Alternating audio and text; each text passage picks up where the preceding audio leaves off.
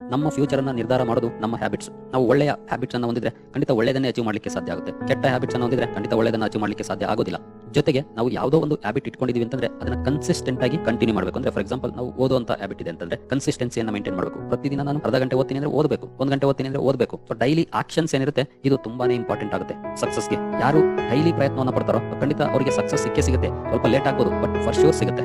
ಜೊತೆಗೆ ನಾವೇನೋ ಒಂದು ಅಂದ್ಕೊಂಡಿರ್ತೀವಿ, ನಾನು ಇದನ್ನ ಅಚೀವ್ ಮಾಡಬೇಕು ಅಂತ. ಅಚೀವ್ ಮಾಡೋದನ್ನ ಹೇಳ್ಕೊಂಡು ಓಡೋದ್ರೆ ನಾವು ಅಚೀವ್ ಮಾಡೋಕ್ಕಾಗೋದಿಲ್ಲ. ಆ ನಿಟ್ಟಿನಲ್ಲಿ ಪ್ರಯತ್ನವನ್ನ ಪಡಬೇಕು. ಕನ್ನಡದಲ್ಲಿ ಹೇಳ್ತಾರಲ್ಲ, ಹೇಳೋದಲ್ಲ ಮಾಡಿ ತೋರಿಸಬೇಕು ಅಂತ.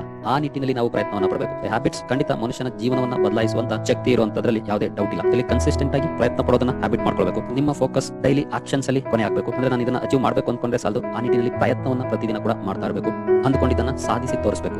ಈ ರೀತಿಯ ಹ್ಯಾಬಿಟ್ಸ್ ಅನ್ನ ನೀವು ಡೆವಲಪ್ ಮಾಡ್ಕೊಳ್ಬೇಕಾಗುತ್ತೆ. ಆ ರೀತಿಯ ಹ್ಯಾಬಿಟ್ಸ್ ಡೆವಲಪ್ ಆದ್ರೆ ಖಂಡಿತ ನೀವು ನಿಮ್ಮ ಯಶಸ್ಸಿನ ಕಡೆ ಮತ್ತೊಂದು ಹೆಜ್ಜೆಯನ್ನ ಮೇಲೆ ಇಟ್ಟಾಗುತ್ತೆ. ನಿಮ್ಮನ್ನ ಯಶಸ್ಸಿನ ಶಿಖರಕ್ಕೇರಿಸೋದು ನಿಮ್ಮ ಹ್ಯಾಬಿಟ್ಸ್, ಪಾತಾಳ ಕೇಳಿಸೋದು ಕೂಡ ನಿಮ್ಮ ಹ್ಯಾಬಿಟ್ಸ್. ಇವಾಗ ಯಾವ ಹ್ಯಾಬಿಟ್ಸ್ ಇದ್ರೆ ಯಶಸ್ಸಿಗೆ ಹತ್ರ ಆಗಬಹುದು, ಯಶಸ್ಸನ್ನ ಅಚೀವ್ ಮಾಡಬಹುದು, ಅದರ ಕಡೆ ಹೆಚ್ಚು ಫೋಕಸ್ ಮಾಡಿ. ಖಂಡಿತ ಸಕ್ಸಸ್ ಸಿಗೋದ್ರಲ್ಲಿ ಯಾವುದೇ ರೀತಿಯ ಡೌಟ್ ಇರುತ್ತೆ.